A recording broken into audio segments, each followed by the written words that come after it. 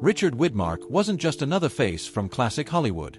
He was one of the defining forces of the Golden Age.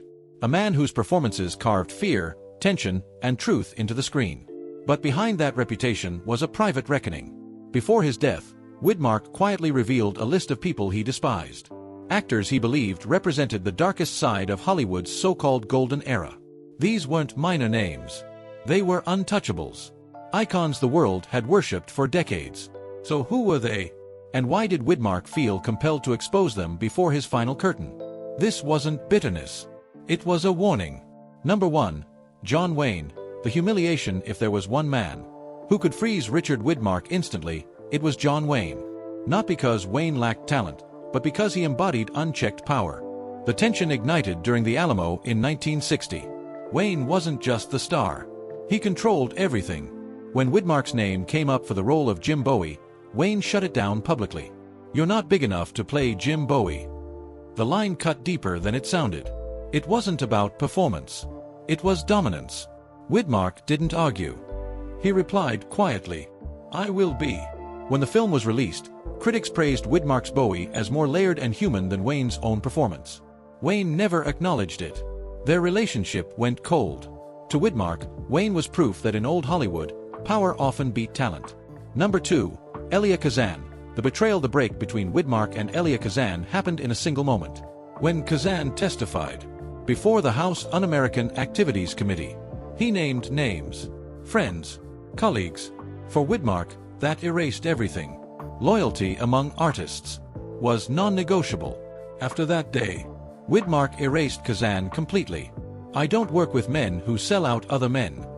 Years later, when Kazan received an honorary Oscar in 1999, the room split between applause and silence. Widmark's position never changed. "There are things worse than losing work," he said. "Losing your spine is one of them."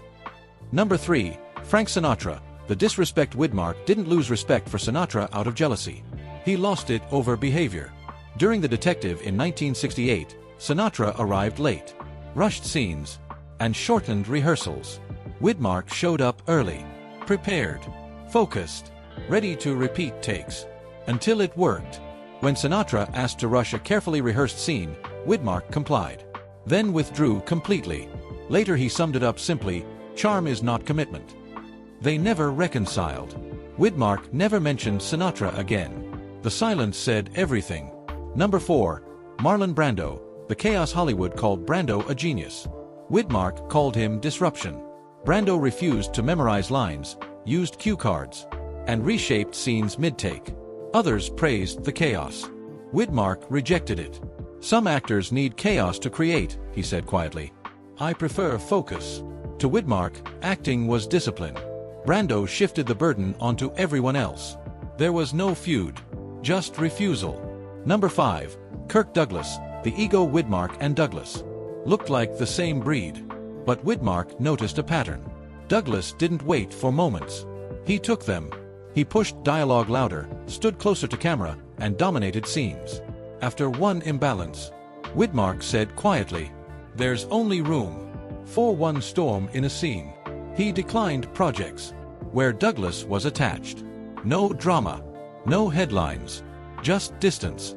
In Widmark's eyes, overpowering others was not strength. So were these men monsters, or products of a system that rewarded cruelty? Which name shocked you most? And would this behavior survive today? Share your thoughts.